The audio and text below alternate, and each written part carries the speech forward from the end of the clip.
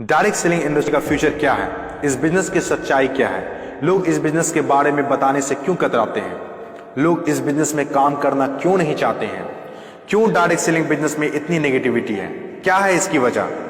Direct selling business आने वाले वक्त का सबसे बड़ा बिजनेस है। क्यों?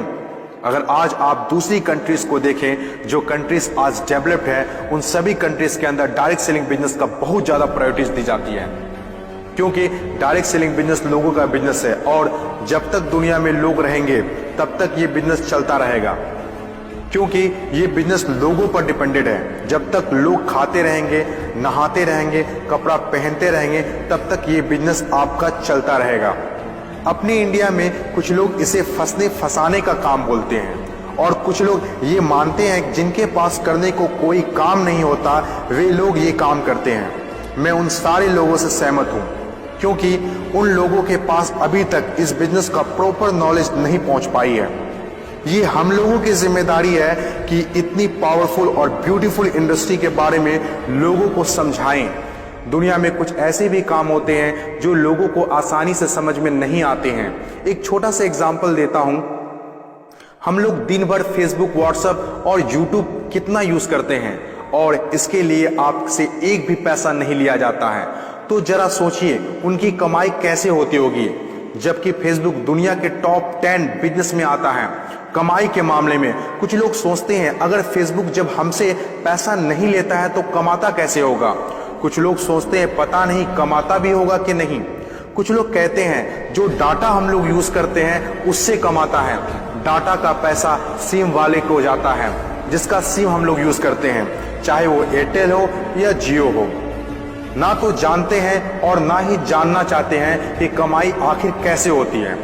दोस्तों, सबसे पहले आपके लिए ये जानना जरूरी है कि कोई भी इंडस्ट्री कैसे चलती है और कैसे बनती है। किसी भी नई इंडस्ट्री को चलने के लिए 4 फेज से गुजरना होता है। पहला जो फेज होता है वो होता है नेगेटिव फेज, और आज direct selling industry negative phase में है। ये फेज हर नई इंडस्ट्री को झेलना ही पड़ता है। जब भी मार्केट में नया बिजनेस आता है तो लोग पहले उसे ठीक से समझ नहीं पाते हैं और अनदेखा कर देते हैं। जैसे बैंकिंग सेक्टर के साथ हुआ, इंश्योरेंस सेक्टर के साथ हुआ, टेलीकॉम इंडस्ट्री के साथ हुआ।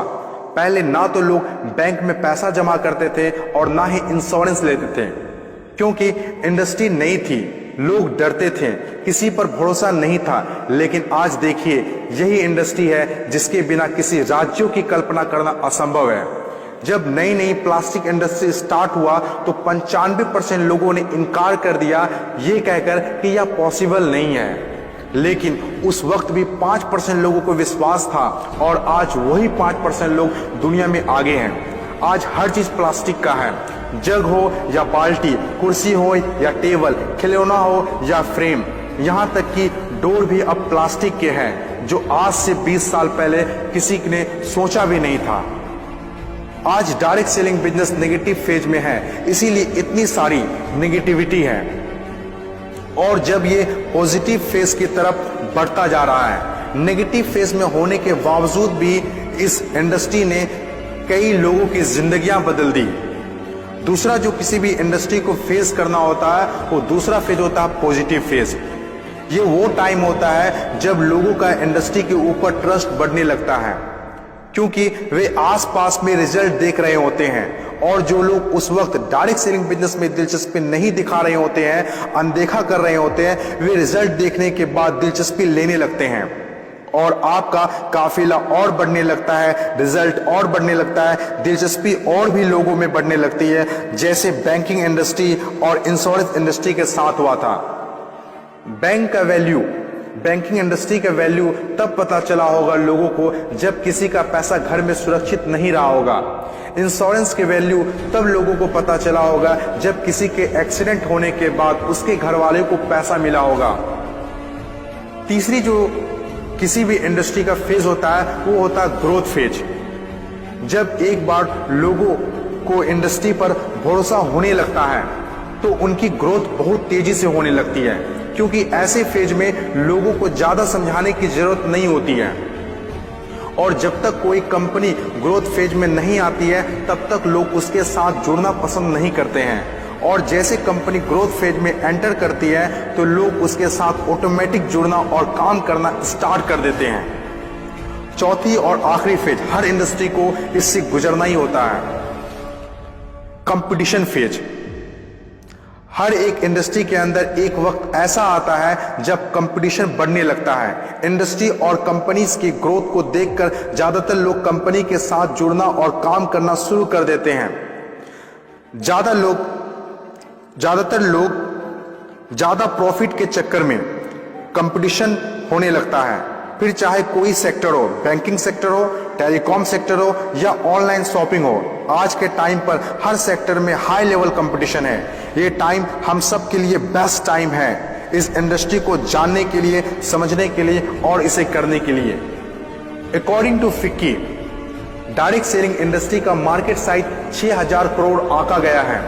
आज तक जितना हुआ है उसको देखते हुए फिक्की ने डिक्लेयर किया है कि डायरेक्ट सेलिंग बिजनेस 2020 से 25 तक 645 अरब तक की हो जाएगी। आपको इस बात को जानना बहुत जरूरी है कि अमेरिका, ऑस्ट्रेलिया, चीन, जापान, कोरिया और सिंगापुर जैसे बहुत बड़ी बड़ी डेवलप्ड कंट्रीज ने डायरेक्ट सेलिंग बिजनेस को बहुत हद तक अपना लिया है और वहां के सिटीजन भी बहुत जागरूक हैं। बदलाव के बिना तरक्की नहीं की जा सकती है और जो लोग अपने सोचने का तरीका नहीं बदल पाते हैं वे लोग अपनी जिंदगी में कुछ भी नहीं बदल पाते हैं। नोकिया, कोडेक जैसी बड़ी बड़ी कंपनियां चलाने वाले लोग भी अपने सोचने का तरीका नहीं बदल पाए, इसीलिए अपनी शानदार शुरुआत के बाद भी वो वक्त के साथ इतिहास के हिस्सा बन गए।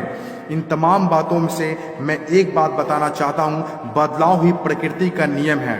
बदलना तो तय है, जो वक्त से पहले बदल गया उनकी जिंदगी बदल गई और जिसे वक्त ने बदल दिया उनकी भी जिंदगी बदल गई। फर्क साफ है, अगर वक्त के साथ बदल गए तो ठीक, वरना वक्त ने बदला तो बहुत तकलीफ होगी।